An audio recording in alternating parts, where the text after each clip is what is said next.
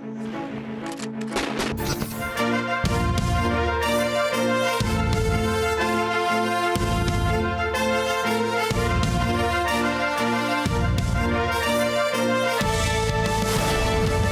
South Korean Navy aircraft biglang bumagsak sa lupa.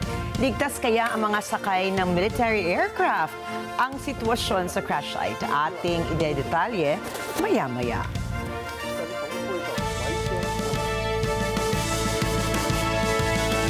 Magandang gabi, ako po si Rikki Mathay. Ako si Rikki Alagao Flores. Ito po ang mata ng Agila International. Para naman sa mga headlines ngayong araw ng Huwebes. Foreign ministers ng Pilipinas at ng Japan nagpulong sa Tokyo. Pangulong Ferdinand Marcos Jr. hindi tinanggap ang courtesy resignation ng kanyang 3 cabinet secretaries. China, inimbitahan ng Pacific Island nations na palakasin ang kanilang diplomatic and trade ties. Elon Musk umatras mula sa kanyang tungkulin sa US government. At Swiss Village, natabunan ng gumuhong bahagi ng Birch Glacier.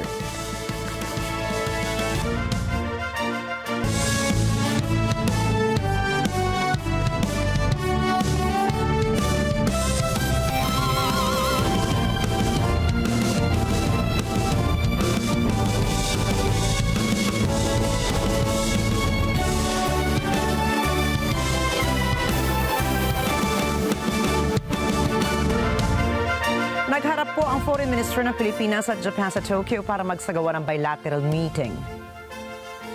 Kapwa na pagkasunduan ni Foreign Affairs Secretary Enrique Manalo at Japanese Foreign Minister Takeshi Iwaya na mas palalimin pa ang kooperasyon ng dalawang bansa kasama ang Estados Unidos para sa isang malaya at bukas na Indo-Pacific.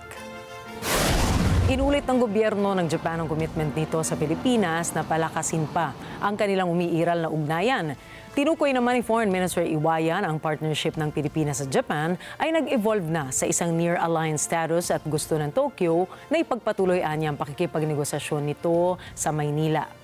Sa bahagi ng Manalo o ni Manalo ay kanyang tiniyak ang seguridad ng mga Japanese nationals na bumibisita sa Pilipinas para magnegosyo o magbakasyon.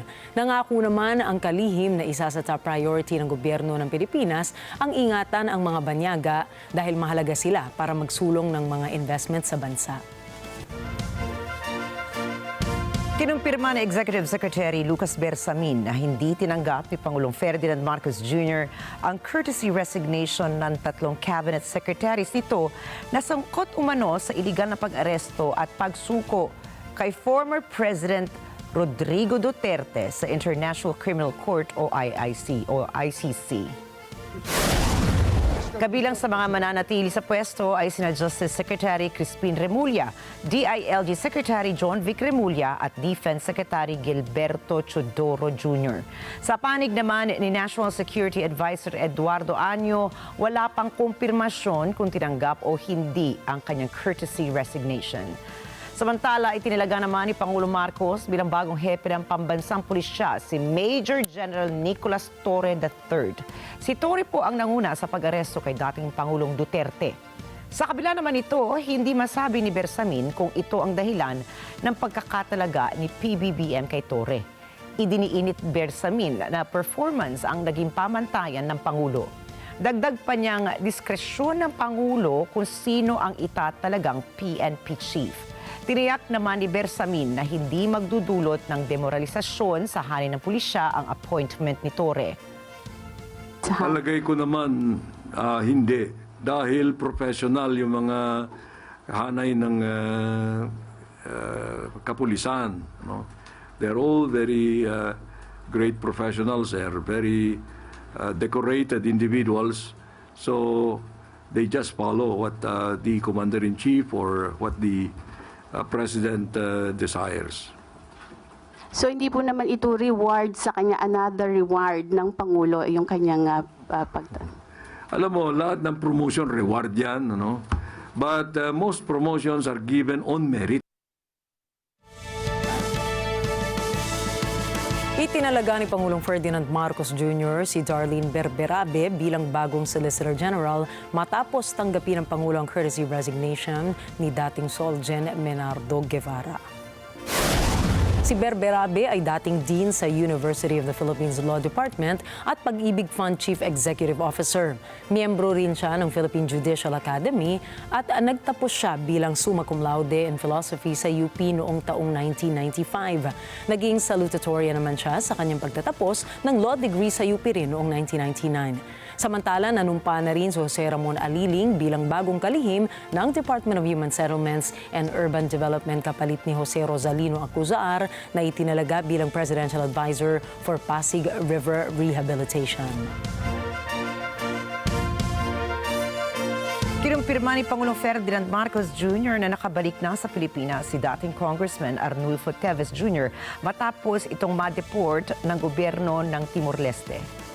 Former Representative Arnie Teves is now back in the Philippines. I was first informed of this development by Prime Minister Guzmao during the ASEAN meeting that I just returned from in Kuala Lumpur, that Timor-Leste was ready to send Teves back to the Philippines. This would not have happened without the assistance of President Horta and Prime Minister Guzmao of Timor-Leste. They have been working very hard to bring this to a conclusion. As we know, the former Congressman Arnie Teves is facing charges of murder and other crimes related to the ambush killing of the former Governor Degamo. We would like also to assure all our citizens that such lawlessness will not go unpunished. And it is now time for Arnie Teves to face.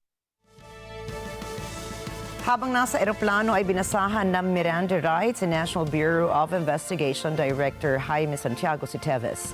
Tinukoy kanina ni Justice Secretary Crispin Remulla na inaasahan na isa sa ilalim si Teves sa health check-up at booking procedures at saka na lamang isusunod niya ang pagharap kay Teves sa Manila Regional Trial Court kung saan haharap ito sa kasong murder, frustrated murder at attempted murder.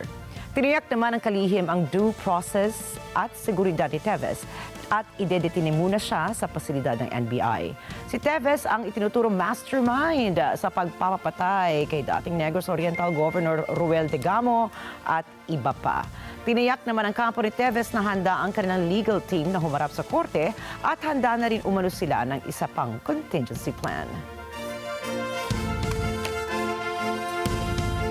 Nakatakdang i-repatriate ang 20 Filipino seafarers na nasagip ng Indian Coast Guard at Navy sa lumubog na Liberian flagged cargo ship na MV MCS Elsa III sa karagatang sakop ng Kochi, Kerala sa India.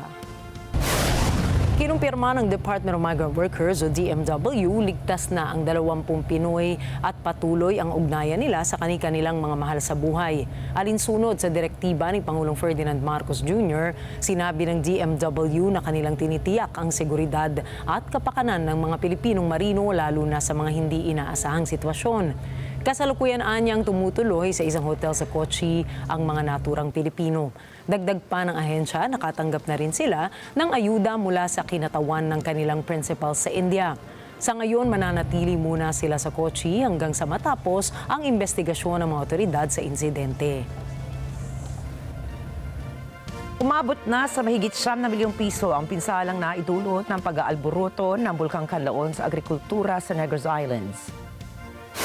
Ayon sa Department of Agriculture, apektado nito ang nasa 122 ektarya ng taniman, 248 mga magsasaka at 387 metric tons ng mga produktong pang-agrikultura. Habang nasa 240 naman ang mga hayop ang inilikas dahil dito. Kasalukuyan minomonitor ng DA ang sitwasyon sa Negros Island at sinabing handa silang tumulong sa mga apektadong magsasaka at mga mangingisda. Walang karapatan ng China na tutulan o kaya ipakialaman ng mga legal at regular na activities ng Pilipinas sa South China Sea. Yan ang paninindigan ng Department of Foreign Affairs o DFA kasunod ng pahayag ng Embahada ng China sa Pilipinas na ang Beijing ang may indisputable sovereignty sa Spratly Islands. Sinabi rin ng DFA na isang katotohanan ng Pag-asa Island at ang Pag-asa Cays ay bahagi ng Kalayaan Island Group na napakahalagang bahagi ng Pilipinas na kung saan mayroon itong matagal ng soberanya at jurisdiksyon. Kaya malinaw nila na karapatan ng Pilipinas na magsagawa ng mga routine maritime operations at scientific research sa loob at sa paligid ng mga nasabing lugar at magpapatuloy nila na gagawin ito ng Pilipinas. Binanggit muli ng GFA na naaayon ang mga ginagawa ng Pilipinas sa international law, partikular na ang UNCLOS at 2016 South China Sea Arbitral Award. Sinabi ni Senate President Francis Chis Escudero na may pagbabago sa schedule ng pagbasa ng Articles of Impeachment laban kay Vice President Sara Duterte. Sa halip na sa June 2 ito gagawin ay sa June 11 na po ito isasagawa. Paliwanag ni Escudero, ang pagbabago sa schedule ay ginawa upang payagan ng Senado na talakayin ang mga priority legislative measures bago magtapos ang 19th Congress. Kaugnay nito, nagpatawag na ng All Senators Caucus si Escudero para talakayin ang issue ng legalidad kung pwede nga bang itawid sa 20th Congress ang impeachment trial laban kay VP Sara. Sinabi ni Senador Joel Villanueva, gagawin ang kanilang caucus bago ang pagbubukas at huling sesyon ng 19th Congress sa Lunes. Kumonsulta na rin si Villanueva sa mga abogado at sa mga legal experts ukol sa impeachment trial. It's a unique court, no? Sui generis, exactly, has a life of its own, and talagang we tackled different positions. Kasi yung argument na yon, for example, that particular argument would be if you have a case instance, for instance, in a court, di ba, na palitan yung judge na promote or for some reason hindi na siya yung mahawak na judge. Hindi naman ibig sabihin titigil yung kaso.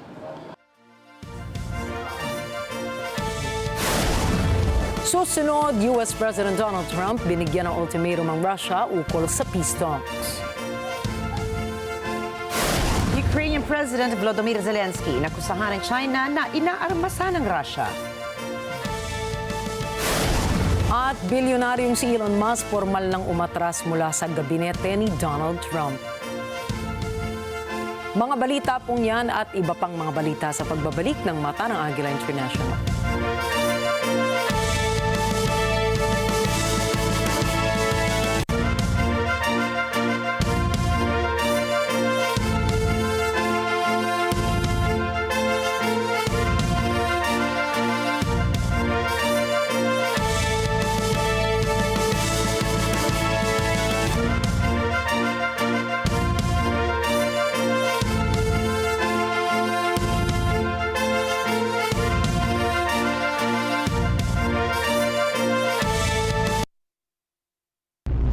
Matapang at mapanuring komentaryo. 70 to 80% of our Congress is a political dynasty. So paano naman yan magkakaroon ng checks and balance? Ikaw yung congressman, yung asawa mo yung mayor. Balita at impormasyon, detalyado at makabuluhan. Hihimayin para sa mas malalim na talakayan. Samahan ng mga batikang komentarista. Ali Soto. This is for him to have his day in court, di ba, Senator? Alam mo naman yan, nag-aral ka din ng batas. At Pat P. Daza. Yung mga ganitong pagsasalita ng China, yan ba'y dapat ikabahala natin? Dapat ba natin ikatakutan? ASPN. Ano sa palagay nyo? Lunes hanggang Biyernes, alas 8 hanggang alas 10 ng umaga sa NET25.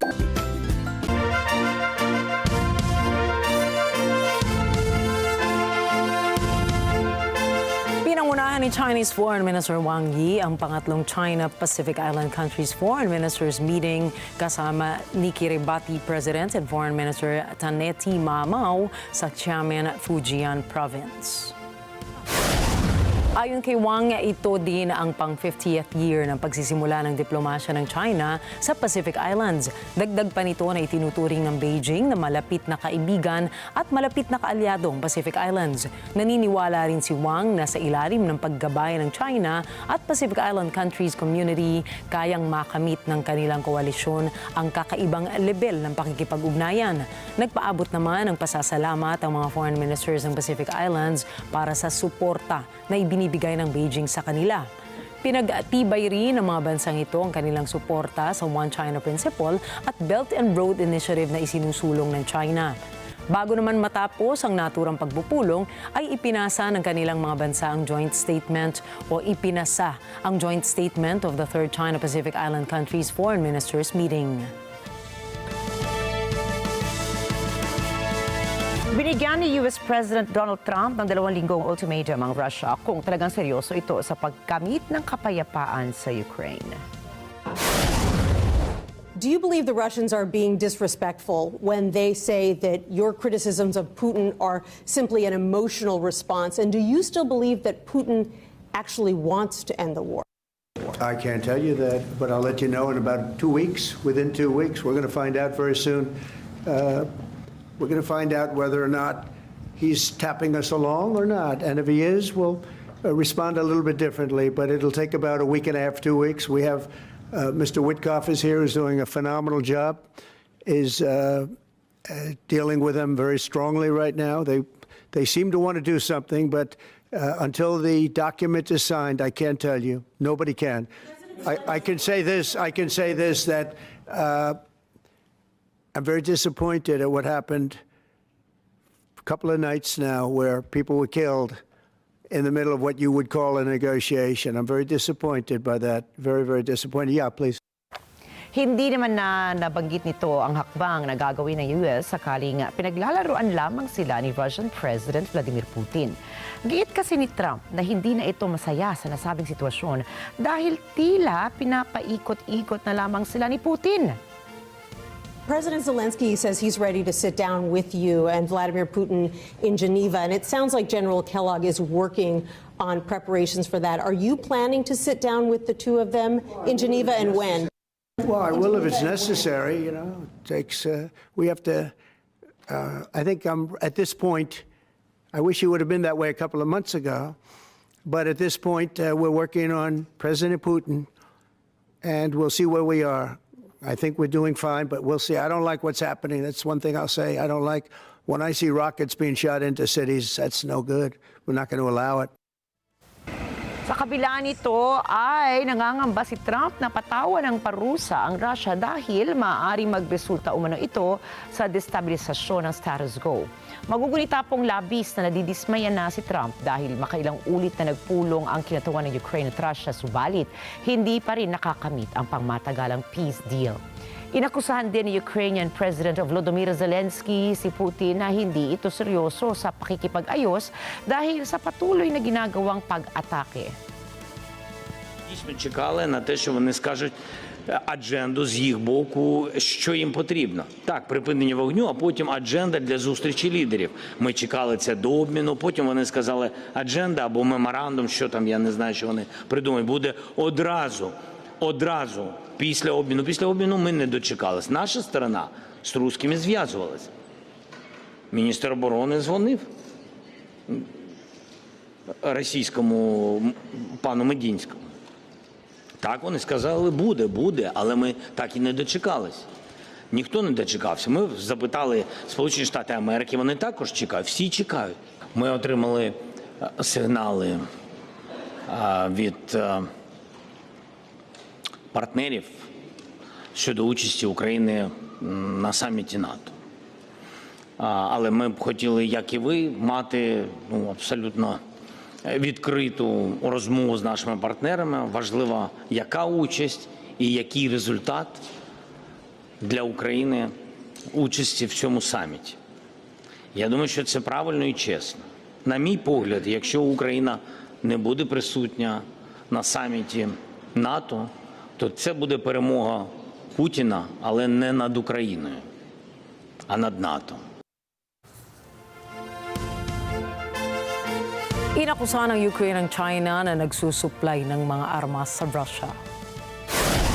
Ayon sa Foreign Intelligence Service ng Ukraine, mayroon silang impormasyon na hawak na nagsusupply ng mahalagang materyales at mga kagamitang pagdigma ang China sa 20 military factories ng Russia. Kasunod ito ng pahayag ni Ukrainian President Volodymyr Zelensky noong nakaraang buwan na nagsusupply ng pulbura at armas ang China, kung saan tinawag ito ni Zelensky na direktang pangingialam sa Russia-Ukraine conflict. Magugunitang nakumpirma rin ng Ukraine noon na nagpapadala ang China ng mga sundalo sa Russia. Служба безпеки України здійснює перші процесуальні дії із полоненими громадянами Китаю. Вони в Києві спілкуються зі слідчими, дають інформацію про те, як опинились на фронті, як стали учасниками цього міжнародного злочину, цієї російської війни проти України. Ми маємо інформацію також і щодо інших громадян КНР у складі російської армії з іменами, прізвищами та описом конкретних шляхів потрапляння таких солдатів в російський окупаційний контингент. Дипломатичними каналами ми доведемо необхідну інформацію до китайської сторони. І, звісно, до кожного у світі, хто чув, як в Пекіні говорили, що не можна розпалювати цю війну ще більше і розширювати її масштаб. Залучення ще й громадян Китаю у цю війну – це точно розпалення більшої проблеми. І на це потрібно абсолютно принципово реагувати. Посилювати окупаційний контингент і говорити про мир – це взаємовиключні речі. Очікуємо також і на принциповість партнерів, на принциповість в підтримці України. Mariin naman itong itinanggi ni Chinese Foreign Ministry spokesperson Mao Ning kung saan tinawag na political manipulations lamang ang ginagawa ngayon ng Ukraine. 中方在乌克兰问题上的立场一贯明确，一直积极致力于止战停火、劝和促谈。中方从未向冲突任何一方提供致命性武器，严格管控军民两用物项。乌方对此是十分清楚的。中方坚决反对无端指责和政治操弄。 Nagpahayag naman po ng kahandaan ng Germany na tulungan ng Ukraine sa paggawa nila ng mga long-range missiles. Was ist nun mit Taurus? Sie haben sich doch so dafür eingesetzt in der Opposition. Wir als ukrainische Presse in Berlin dachten tatsächlich, es ist nur die Frage der Zeit. Ich habe darauf hingewiesen, dass es heute Nachmittag eine Absichtserklärung gibt zwischen den beiden Verteidigungsministern, in diesem Bereich enger zusammenzuarbeiten. Wir wollen weitreichende Waffen ermöglichen. Wir wollen auch gemeinsame Produktionen ermöglichen. Und wir werden über Details nicht öffentlich sprechen. Sinabi ni German Chancellor Friedrich Merz na pinlano nito na personal nito makausap si Ukrainian President Volodymyr Zelensky. Ang nasabing long-range missiles ay gagamitin para idepensa ang sariling bansa laban sa pag-atake ng Russia. Ginawa ito sa kabila ng paglulunsad ng Moscow ng pinakamalaking drone strike nito simula pa ng pagsibol ng gyera sa pagitan ng dalawang bansa. Si Merz na umupo sa pwesto ngayong buwan ay nangako ng kanyang suporta para sa Ukraine. Ang pag-uusap ng dalawang pinuno ng Estado ay dumating ilang araw lamang matapos sabihin ni Chancellor Merz na tinanggal na nila ang range restrictions ng mga armas na ibinibigay nila sa Ukraine kung kaya't mayroon ng go signal ang Ukraine na tamaan ang mga target na mas malapit sa sentro ng Russia. Unsere Verteidigungsminister werden heute eine Absichtserklärung über die Beschaffung weitreichender Waffensysteme aus ukrainischer Produktion, sogenannter Long-Range Fires, unterzeichnen. Es wird hierbei keine Reichweitenbeschränkungen geben. Die Ukraine kann sich damit vollumfänglich verteidigen, auch gegen militärische Ziele außerhalb des eigenen Staatsgebiets. Mehr Diplomatie als in den letzten 3 Wochen hat es in diesem Krieg von europäischer Seite noch nicht gegeben. Und in ganz enger Abstimmung mit Präsident Zelensky, in enger Abstimmung mit Präsident Trump. Ich hoffe, dass Russland dies sieht und dass sie unseren Willen, hier zu Gesprächen zu kommen, zu einem Waffenstillstand zu kommen und zu Friedensgesprächen zu kommen, auf allen Ebenen ernst nehmen. Wenn Sie das jetzt nicht tun, beweisen Sie damit der Weltöffentlichkeit, dass Sie kein ernsthaftes Interesse an Gesprächen tatsächlich haben und diesen Krieg militärisch fortsetzen wollen.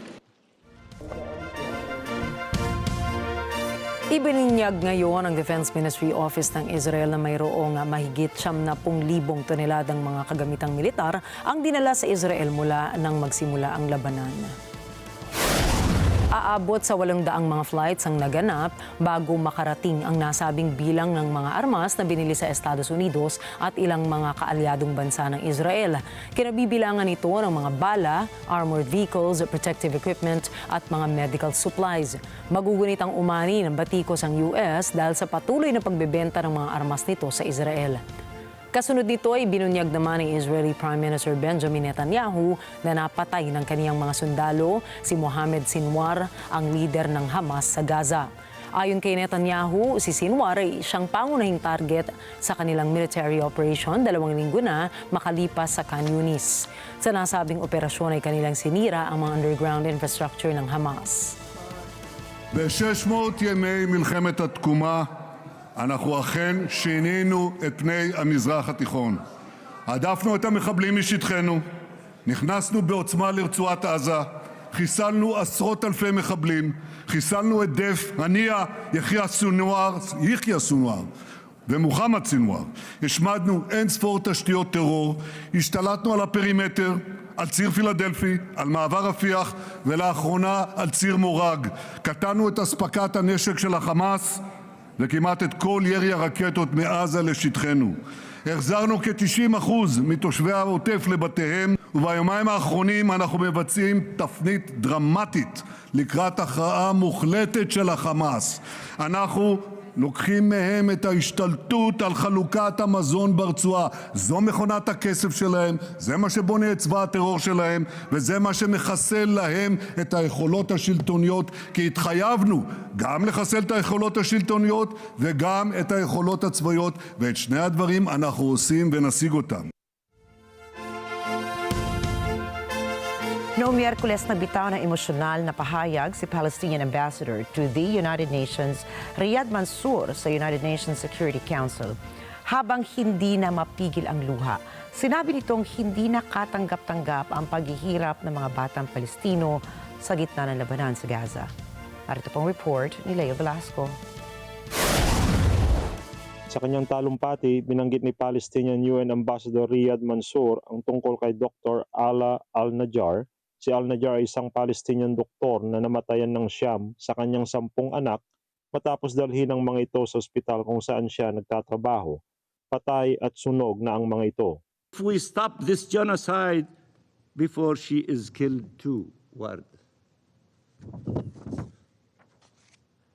Dr. Najjar, who was honoring her noble mission as a doctor trying to save lives, saw her children as they arrived to the hospital. Their bodies burned and already dead. She lost 9 of her 10 children. A horror and trauma the mind cannot comprehend.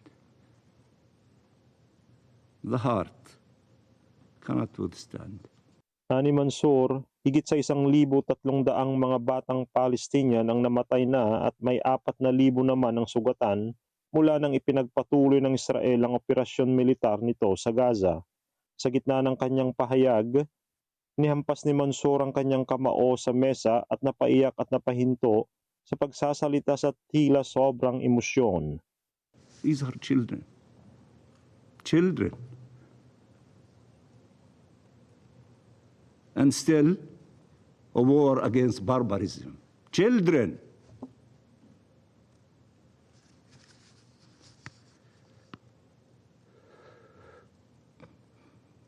dozens of children are dying of starvation. The images of mothers embracing their motionless bodies, caressing their hair, talking to them, apologizing to them. It's unbearable. How could anyone tolerate this horror? Dagdag ni Mansour, lampas na sa kakayahan ng isang tao ang masaksihan nang walang magawa ang sinasapit ng mga batang Palestinians. I have grandchildren. I know what they mean to their families. And to see the situation of the Palestinians without us having hearts to do something is beyond the ability of any normal human being to tolerate. Flames and hunger are devouring Palestinian children. This is why we are so outraged as Palestinians everywhere, the 14 millions of us in the occupied territories, in the diaspora, in the refugee camps, in far places, all the way to California and in between. We love our children. We love our people. We don't want to see them going through this tragedy and this savage attacks by those who claim the virtues of fighting against barbarism. Lee Velasco para sa Mata ng Agila International. Trusted, connected, on point. Noong Miyerkules, libu-libong mga residente ng Bogota ang nagprotesta bilang pakikiisa sa 2 araw ng pambansang pag-aalsa. Ang national strike na ito ay upang suportahan ang mga reformang panlipunan ni Colombian President Gustavo Petro. Si Kathleen Gao para sa report. Ang 2 araw na mga demonstrasyon na ipinanawagan ni Pangulong Gustavo Petro ay gaganapin sa Bogota at sa iba pang bahagi ng bansa mula 28 hanggang 29 ng Mayo. Sinusuportahan ng pag-aalsa ang labor reform na inaprubahan sa 4th Commission ng Senado noong Martes. Nasa kamay na ngayon ng Senate plenary ang kinabukasan ng labor reform na kailangan aprubahan bago 20 ng Hunyo. Dadaan din ito sa pagsasapan ng Kongreso at Senado bago dalhin sa mesa ng Pangulo upang maging batas. Ayon sa isang demonstrador, nais nilang iparating sa Kongreso na handa silang ipaglaban ang kanilang mga karapatan. El pueblo tiene que manifestarse frente a ciertas circunstancias que hoy están pasando en Colombia. Tiene que ver con lo que hoy el Congreso pretende hacer, una reforma laboral amañada que no está acorde con las necesidades del pueblo colombiano, de los trabajadores que hoy exigen una reforma laboral que verdaderamente les beneficie. La reforma que hoy se está tramitando en el Congreso de la República es una reforma que está supremamente recortada, amañada, para que favorezca exclusivamente a los grandes gamonales de este país. Por eso estamos en las calles y vamos a seguir trabajando, luchando duro desde las calles, porque el pueblo todo lo ha ganado desde las calles. Hoy no va a ser la excepción y vamos a demostrarle al Congreso de la República, al Senado de la República, que el pueblo hoy está más que nunca vivo y que defiende sus derechos. Tinanggihan na dati ng mga mambabatas ang reforma na nagsusulong ng 8 oras na pagtatrabaho, pagtaas ng sahod para sa weekend at holiday, pag-uutos ng Social Security payments para sa delivery app drivers. Noong 14 ng Mayo, tinanggihan din ng Colombian Senate ang isang 12-question referendum ukol sa labor reform na suportado ni Petro. Binigyan diin ng Pangulo ang kahalagahan ng pagkonsulta sa masa at nangakong ipagpapatuloy ang pagsulong nito sa kabila ng oposisyon ng Senado. Kathleen Gao para sa Mata ng Agila International, trusted, connected, on point. Isang U.S. judge na nag-issue ng pansamantalang order na nagbabawal sa Transportation Department na pigilin ang pondo para sa New York. Ito po ay sa gitna ng pagnanais ng Administrasyong Trump na patayin ang Congestion Pricing program ng Manhattan. Narito ang balita mula kay Mayfan Zaragoza. Isinagawa ni U.S. District Judge Louis Leman ang pagdinig isang araw bago magbabala si Transportation Secretary Sean Duffy na maaari nang pigilin ng gobyerno ang federal approvals para sa mga proyekto ng New York. Ayon kay Metropolitan Transportation Authority CEO Jano Lieber, sinabi ni Leman na magandang balita ito para sa New York. He said he doesn't want the feds to engage in any kind of punitive action to try to coerce the state of New York and the MTA to eliminate congestion pricing. That's what he ruled out today. No punitive actions by the feds to try to get us to take action before he's decided, and he wants to decide it fast. That's good news for the state. It's good news for New Yorkers who are benefiting from congestion pricing. Dagdag ni Lieber, kinonsidera ni Leman ang soberanya ng Estado sa kanyang desisyon.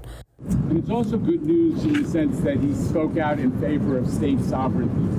And one of the things that a lot of people have been put off by is the idea that the federal government's going to step in and tell New York City how to deal with its traffic problem. That seems a little crazy. And he specifically called out state sovereignty as an important factor weighing on his decision. He did say, as you pointed out very clearly, that the MTA and the state of New York are likely right that the effort by the federal government to stop congestion pricing is not permissible. Noong Enero, inilunsad ng New York ang una sa bansang programa na sisingil sa pampasaherong mga sasakyan ng toll na $9 sa peak periods kung papasok ito ng Manhattan. Ito ay upang bawasan ang pagbara ng mga sasakyan at upang makaipon na rin ng pondo para sa mass transit ng estado. Mayfan Zaragoza para sa mata ng Agila International. Trusted, connected, on point. Atras na mula sa Trump administration si billionaire Tesla CEO Elon Musk matapos ang isang makontrobersiyang termino bilang Doge Chief at hatchet man ng Trump administration. Ayon sa mga opisyales ng White House, magsisimula na agad ang offboarding ni Musk kasunod ang kanyang pagpapasalamat kay US President Donald Trump para sa oportunidad na magsilbi sa Estados Unidos bilang special government employee. Sinabi ng mga tao na hindi inaasahan ang pagre-resign ni Musk, dagdag pa dito ay hindi nito kinonsulta ang presidente bago ito magpasya na umalis. Bagamat walang binigay na formal na dahilan si Musk, dumating ang anusyo ng kanyang pagre-resign isang araw matapos niyang batikusin ang Big Beautiful Bill ni Trump. Tinawag niya itong masyadong mahal at kung ituloy man ito ng administrasyon ay buburahin lamang ito o buburahin lamang nito ang perang kanilang tinipid dahil sa Doge cuts.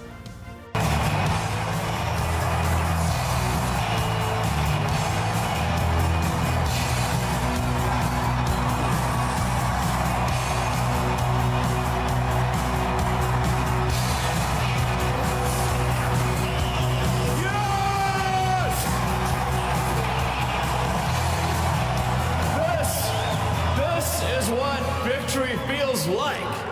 Yeah! My heart goes out to you. Thank you.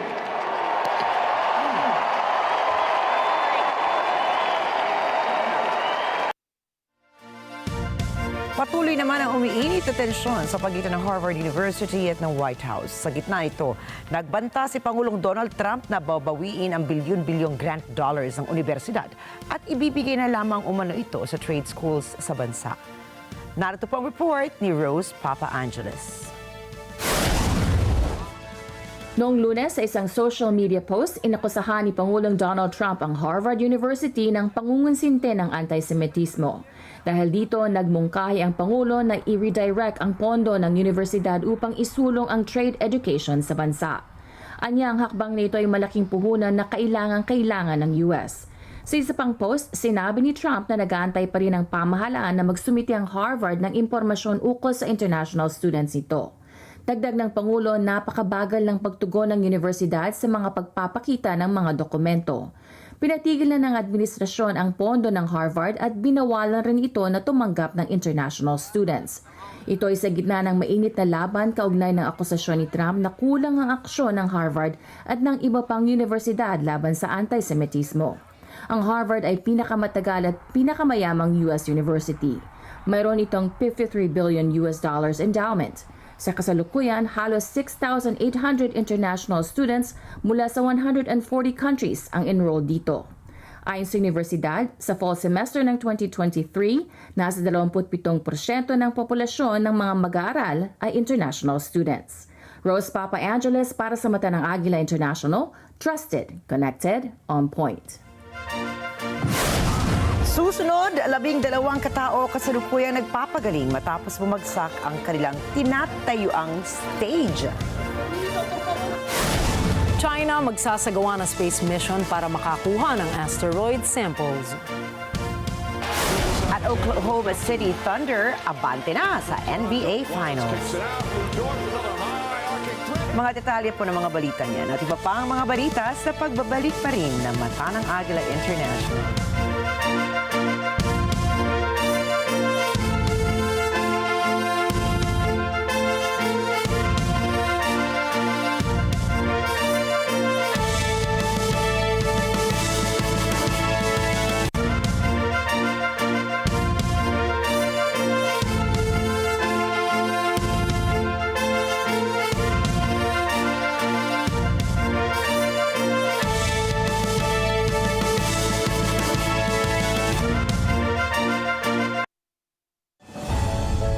The Cine Bata Video Festival is calling for submission of video entries for, by, and with children, with this year's theme, The Magic of Peace. Deadline for submission of entries is on June 9, 2025. For details, visit or contact the following.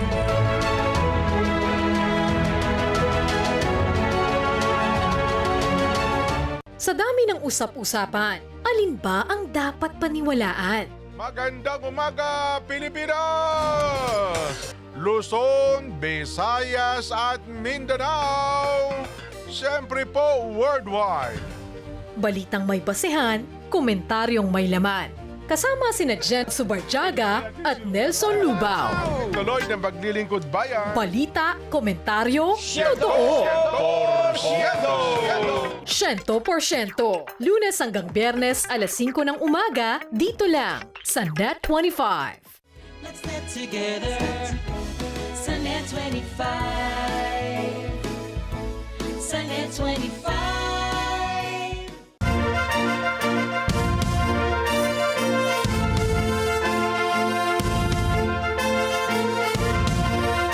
Kasalukuyang inaalam ng South Korean Navy kung nakaligtas ang 4 na crew members ng isang aircraft matapos bumagsak ang kanilang eroplano sa Pohang, South Korea.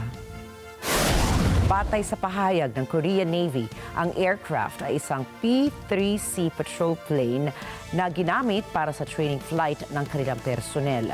Nakikipagtulungan na ang Navy sa mga otoridad upang tiyakin ang kaligtasan ng 4 na kataong sakay ng aircraft.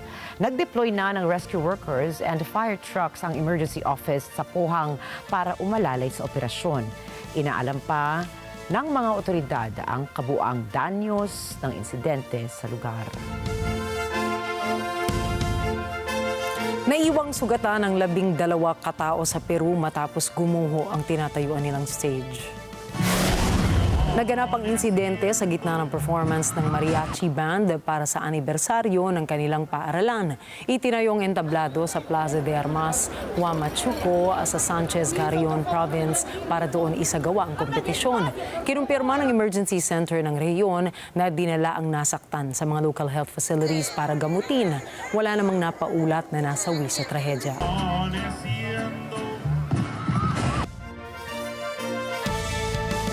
Pumalaot na po ulit ang isang cargo ship na napilitang dumaong matapos ito sumalpok sa isang isla sa Norway.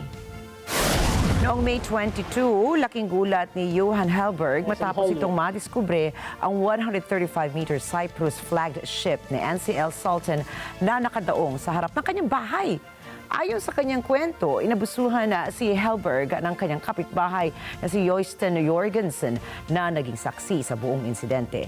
Batay sa ulat ng kapulisan, nakatulog sa kanyang pwesto ang marinong responsable para sa pagmamaneho ng barko. Wala namang nasugatan sa 16 na tripulanteng sakay ng barko.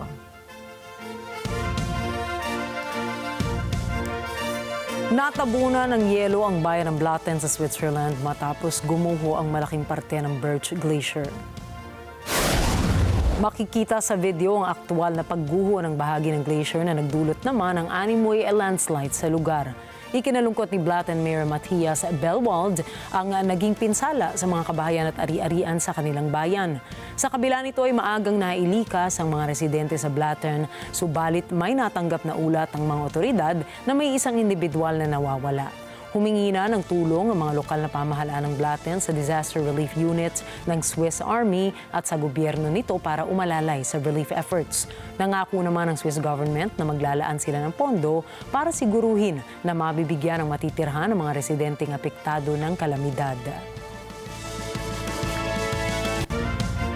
Natagpo ang nagyayelo ang katawan ng isang paraglider sa China matapos tangayin ito ng hangin hanggang sa taas na 28,000 feet o halos singtaas na rin ng tuktok ng Mount Everest.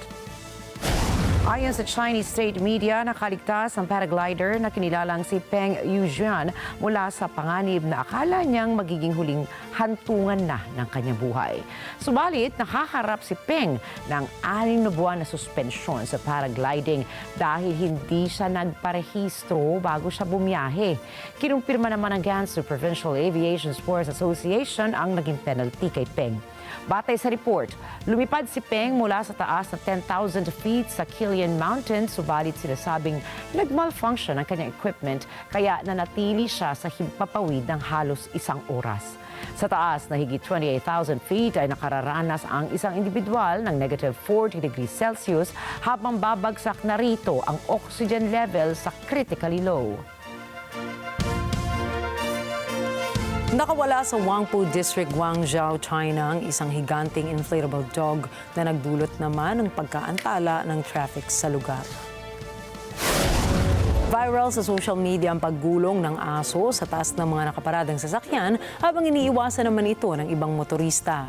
Ayon sa mga eyewitnesses, ang malaking inflatable mascot na pinangalan ng Dawang ay isang regular na atraksyon sa Huangpu National Park, ngunit dahil sa malakas na hangin nasa lugar ay nagresulta ito sa paggala-gala ng naturang higanting aso.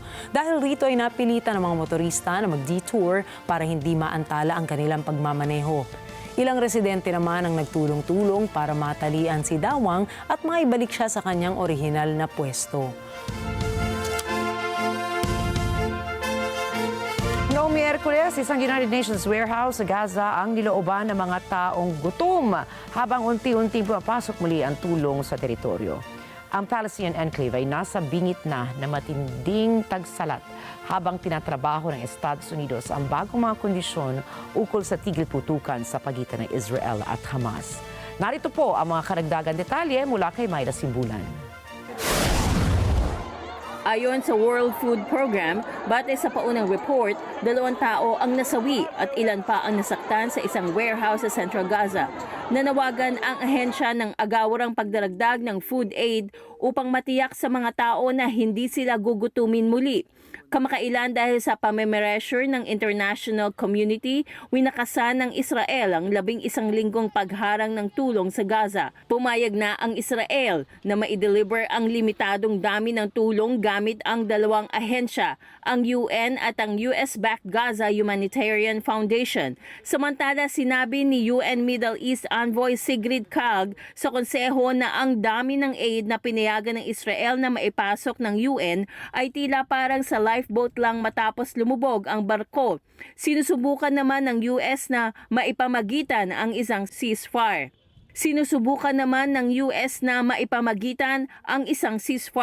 Sa kabila nito, patuloy ang pag-atake ng Israel sa Gaza na noong Miyerkules ay ikinamatay ng 30 katao.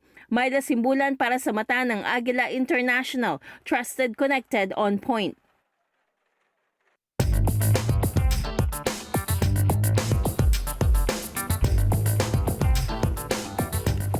Ayon sa impormasyon mula sa United States Census Bureau, nagpakita ng malaking pagbagsak nitong Abril ang bagong orders para sa pangunahing manufactured capital goods sa bansa. Ito ang pinakamalaking pagbaba sa loob ng 6 na buwan. Narito ang report ni Terlyn Cunanan. Bumagsak ng 6.3% month-on-month noong Abril ang mga order para sa manufactured durable goods sa US. Samantalang, ang pangkalahatang transportation orders ay bumulusak naman ng 17.1% sa parehong peryodo. Ang pagbagal ng corporate spending sa kagamitan ay sinasabing indikasyon ng hindi mawaring mga tuntuning taripa ng administrasyon ni Pangulong Donald Trump. Isinisisi dito ang komplikadong pagpaplano ng negosyo at desisyong pamumuhunan. Biglang tugon sa mga pagsubok na ito, nagsimula na ang American retailers kabilang ang footwear brand na Skechers na makipag-usap sa kani-kanilang mga investment banks ukol sa posibilidad ng maging pribado.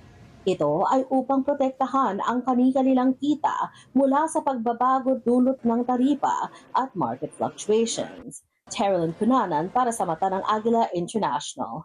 Trusted, connected, on point.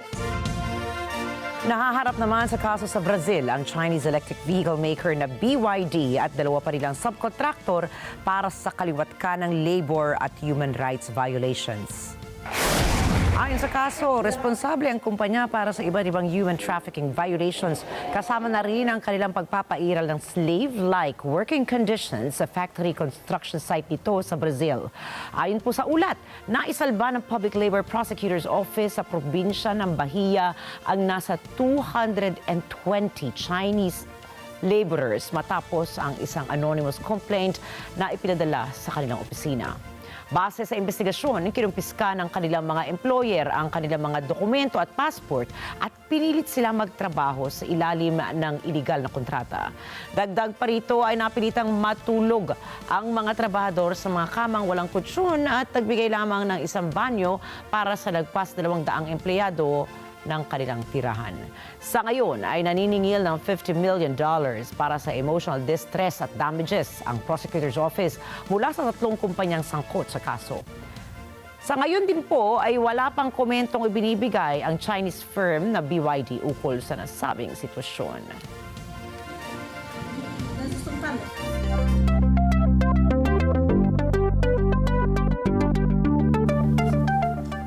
Matagumpay na nailunsad ng China ang Tianwen-2 spacecraft patungo sa outer space para simulan ang kanilang misyon na mag-retrieve o mangolekta ng mga asteroid samples sa kalawakan. Gamit ang Long March 3B rocket, pinalipad dito sa Xichang Satellite Launch Center para papuntahin ito sa isang maliit na near-Earth asteroid na kilala sa tawag na 469219 Kamo o Walewa. Inaasahan ng China Manned Space Agency na makakarating ang Tianwen-2 spacecraft sa naturang asteroid sa July 2026. Kailangan kasi nitong maglakbay ng higit sa 10 milyong milya para mapuntahan ito. Batay sa estimates ng Space Agency, posibleng sa November 2027 ang petsa ng pagbalik ng Tianwen-2 spacecraft mula sa sample gathering mission nito.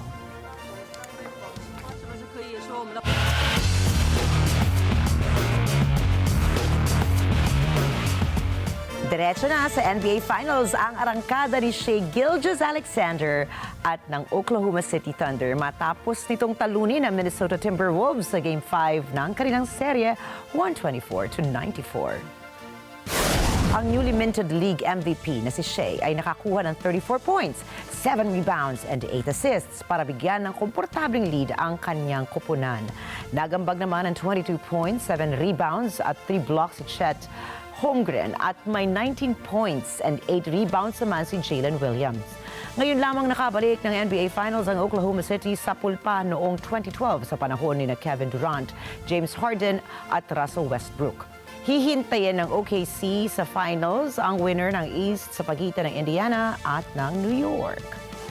The winner of the Magic Johnson Trophy for the 2025 Western Conference Finals Most Valuable Player is Shai Gilgeous-Alexander. Shai, just knowing what that trophy stands for, what does it mean to you to now own one? Yeah, it's a really good feeling. Think stuff you dream about as a kid. I just want to shout out these fans, They've been here. A couple years I got here, there's some really dark times in this arena, not fun times, and these fans have been by our side through thick and thin, so we appreciate them first and foremost. And then, of course, I want to thank my teammates. Without them, I'm nothing. Clear as day. I don't have 124 points by myself. I love these guys to death. Now, with all that being said, this is a step in the right direction, but we have a lot more work to do, and we know that, and that's what we're focused on. So let's buckle up and get ready. What are you going to be thinking when you get home tonight? I got a lot of growing to do. We got a lot of work to do to get to our ultimate goal, and this is not it. So that's all that I'm focused on.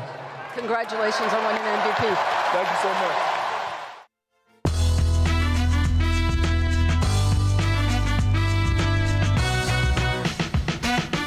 Dalawang tulog na lang at mapapanood na natin ang pinakaabangang concert ng taon.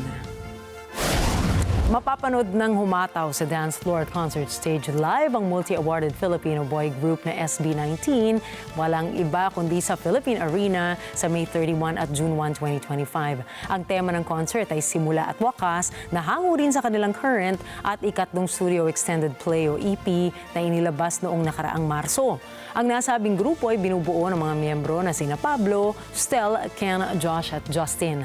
Sila ang unang Pilipino na act at boy group na makapagsasagawa ng 2-day back-to-back concert sa nasabing world's biggest indoor arena.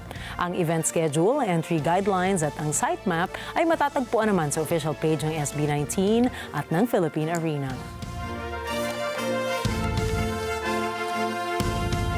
Sa ibang balita, daan-daang thrill seekers ang nagpadausdos sa Cooper's Hill sa Gloucestershire, UK para makipag-unahan na makuha ang isang cheese roll.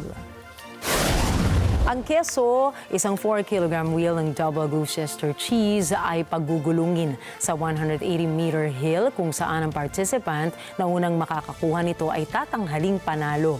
Ngayong taon, nagwagi sa final men's downhill race si 33-year-old New Zealander Byron Smith. Sa kabila ng panganib na dala ng karera ay tuloy pa rin ang pagsasagawa nito ng mga organizers. Wala pa naman kasing namamatay mula sa event at inako naman ng mga participants ang responsibilidad sa kanilang pagsali sa karera. Nasa pre-opening phase na po ang Legoland Shanghai Resort bago ang kanilang opisyal na pagbubukas sa mga bisita sa July 5. Taong 2021 nang sinimulan ang pagpapatayo sa resort sa loob ng Jinshan District ng Shanghai. Ayon sa lokal na ulat, humigit kumulang 300 mga teams mula sa 15 bansa at higit sa 10,000 construction workers ang nagtulungan para buuin ang resort. Inaasahan na sa loob ng Legoland ay maaaring makita ang 8 immersive themed lands na may 75 interactive rides, shows at attractions. Kabilang rito ang Big Lego Coaster, mga towering Lego minifigures, sculptures at ang 60-meter Legoland Observation Tower na nagbibigay ng panoramic view sa buong resort. Sinasabi rin na gumamit ang mga ito ng higit sa 85 million Lego bricks para maipakita ang natural interior ng Legoland. Hinigitan pa ni Nepali Sherpa Kami Rita ang kanyang record sa kanyang muling pag-akyat sa pinakamataas na bundok sa buong mundo ng pang-31st time. Ang 55-year-old na Nepalese Sherpa ay tinaguri ang Everest man dahil sa kanyang tanyag na talentong basahin ang snow at wind trails upang matagumpay na maakyat ang world's tallest peak. Taong 1994 nung unang akyatin ni Rita ang bundok at simula noon ay halos taon-taon na niyang ginagawa ang naturang feat of mankind. Noong naantala ang kanyang pag-akyat dahil sa pandemya ay hinabol naman niya ito kung saan 2 beses niyang inakyat ang peak noong taong 2023 at 2024. Sa ngayon ay ang pinakamalapit niyang kalaban ay si Sherpa Pasangdawa na nakaakyat naman ng Everest ng 29 times at kakaalis lamang ni Dawa noong nakaraang linggo para akyating itong muli. Nang tanungin naman si Rita ukol dito ay sinabi ng Sherpa na para sa ibang tao ay ito'y isang feat of mankind, ngunit para sa kanya ay trabaho lamang ang turing niya rito. At narito po kami para maghatid ng balita saan mang dako ng mundo. Magandang gabi. Ako po muli si Rikki Mathay. Ako si Rikki, Alagao, Flores. Ito po ang mata ng Agila International. Trusted, connected, on point.